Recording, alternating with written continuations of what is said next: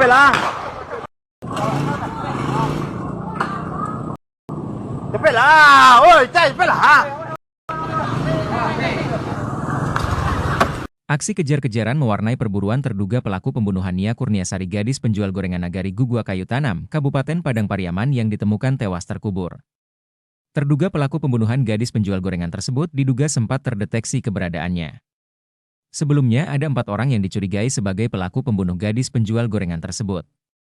3 di antara pelaku diantaranya sudah diperiksa polisi sebagai saksi, namun ada 1 dari 4 pelaku yang dikabarkan melarikan diri setelah kejadian pembunuhan tersebut mencuat.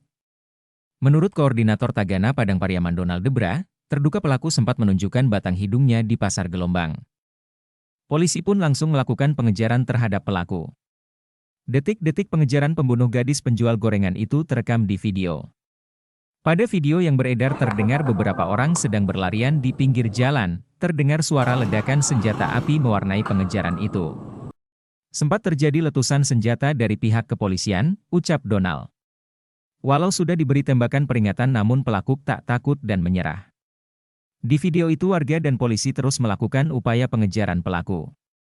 Tampak polisi dan warga memburu pelaku pembunuhan hingga ke atas pohon-pohon.